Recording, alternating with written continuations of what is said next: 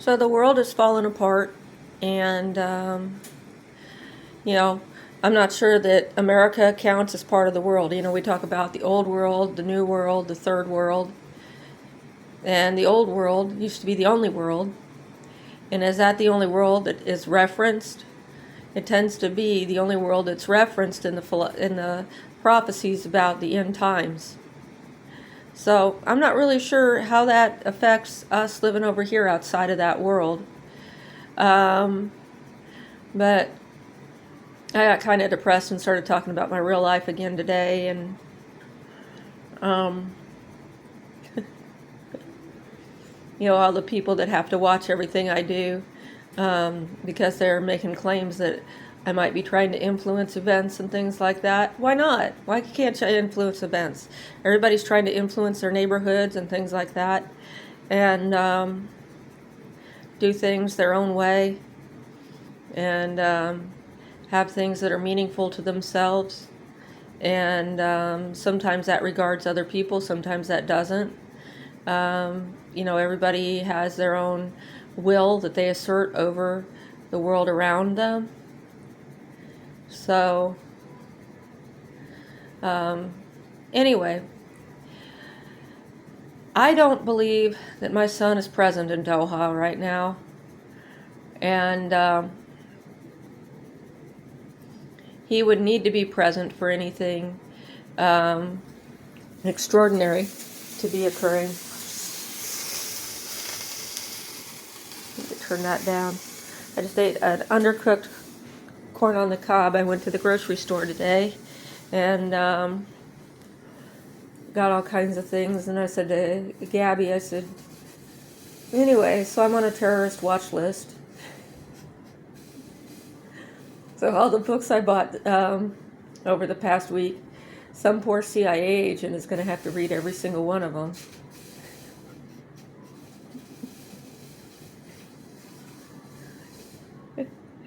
But I don't know what that's going to do to them. But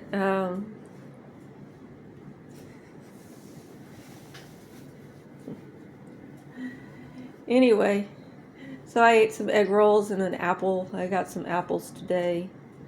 And grocery store downtown tends to, I think it maybe they're selling the garbage of the other grocery stores, because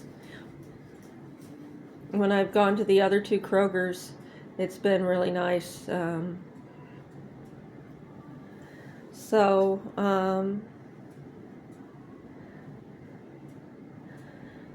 Anyway,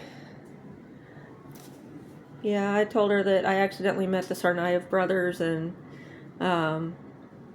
told them about how pressure cookers explode, because I was talking about how Muslims need to be able to release the pressure inside themselves somehow or another, and if they don't have the ways that are permitted to them in the Quran, then they become Khawarij, which go out there and just generate a bunch of mischief. And they just like, well, I don't see what's wrong with being Khawarij.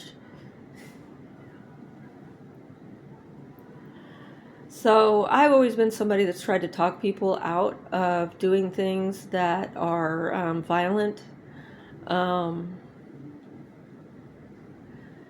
Sometimes I feel threatened enough that I start talking along with them, but I don't really feel that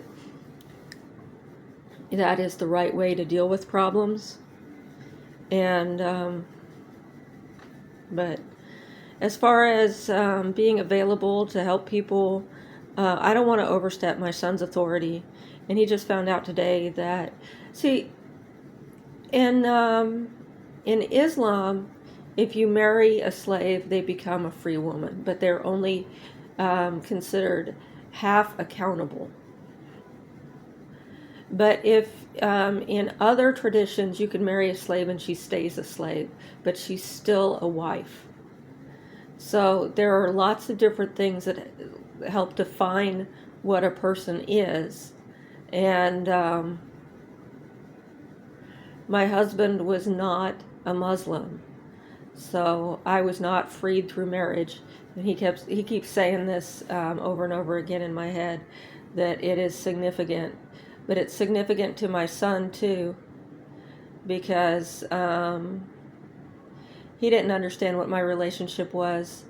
But if my husband had been Muslim and I, gave birth to a child that wasn't his, you know, he wasn't sure what they would do to him for having caused that to occur. But a lot of the way that people go these days, they would have taken it out on me. But he was part of a society in which he had been born enslaved, and or enslaved shortly after birth, and believed in passing all of his wealth to his successor, his adopted successor, his godson, who is my son, which is what he planned. But he had allegedly had children by other women who were expecting to inherit from their Muslim father, and he did not leave them anything. So they were getting very aggressive and retaliatory and everything like that, and may have been involved in setting up the Tsarnaevs for trouble and used them to cause trouble to me.